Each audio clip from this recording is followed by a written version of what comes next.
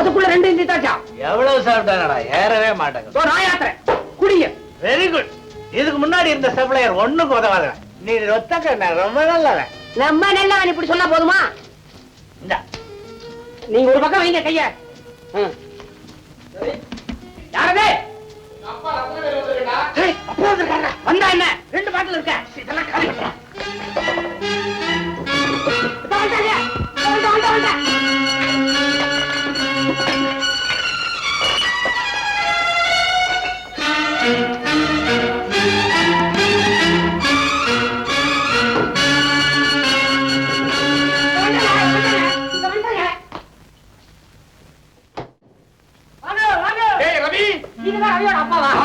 எங்க ரவி? ரவி குளிக்கிறாருங்க.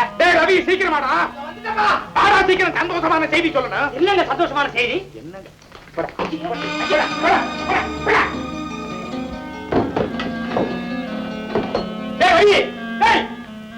சீக்கிரம்.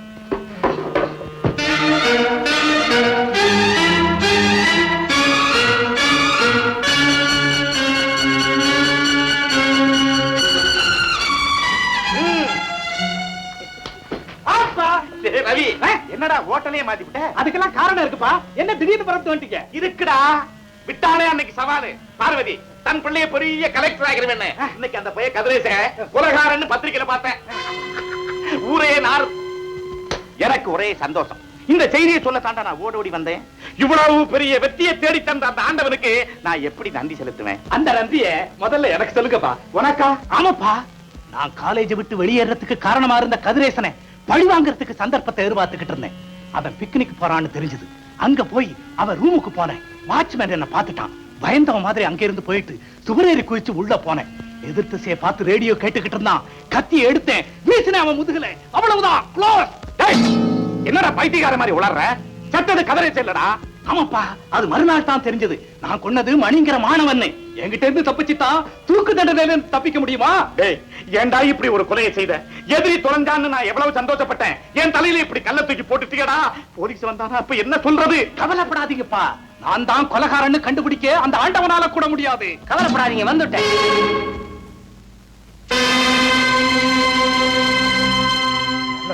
காட்டி கொடுத்துட்டா பாவி. காட்டி கொடுக்கலடா, நண்பனை காப்பாத்திருக்கிறேன். விஷயம் தெரிஞ்ச உடனே கொலை நடந்த இடத்துக்கு போனேன். அங்கிருந்த வாட்ச்மேனை விசாரிச்சேன். அவன் சொன்ன அடையாளங்களை வச்சுக்கிட்டு வந்து போனது பூரா நீதான தெரிஞ்சுக்கிட்டேன். வக்கீலையாகிட்ட சொல்லிட்டேன்.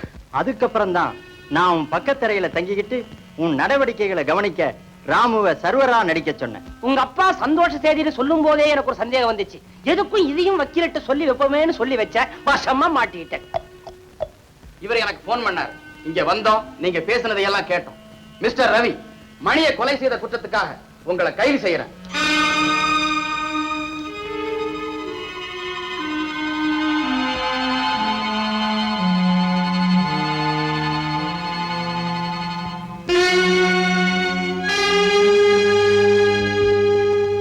சர்க்கார் தரப்பு வக்கீலின் வேண்டுகோளுக்கு இணங்கி கதிரேசன் மேல் தொடரப்பட்டுள்ள இந்த வழக்கை வாபஸ் பெற்றுக் கொள்ள அனுமதித்து கதிரேசனை விடுதலை செய்கிறேன்.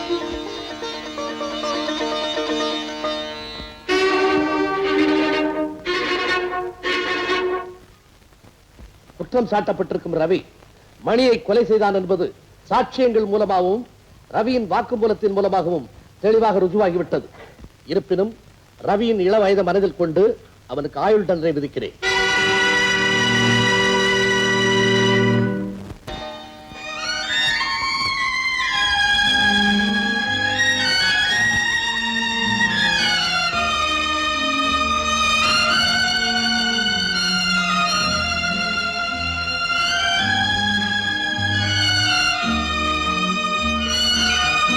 மாட்டுக்கார மகன் கேவலமா பேசுனீங்களே.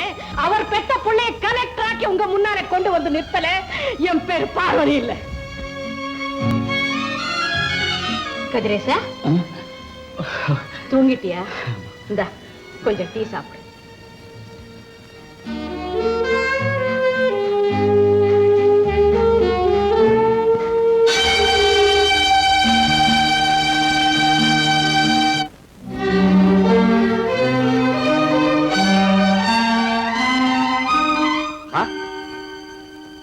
அம்மா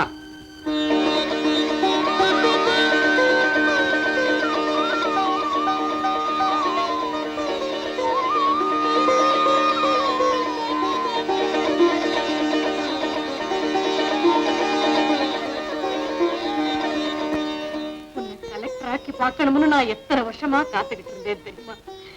அந்த ஆசை இன்னைக்கு தாப்பா நிறைவேறிச்சு.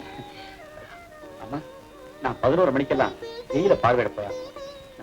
இல்லப்பா, கண்ணடி பட்டாலும் கண்ணடி படக்கூடாதுன்னு சொல்லுவாங்க.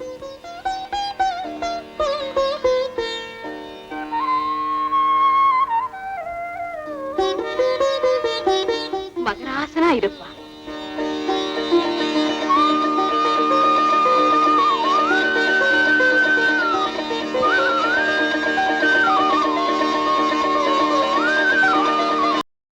இன்னும் பல வீடியோக்களை காண சன் லைஃப் சேனலை சப்ஸ்கிரைப் பண்ணுங்க.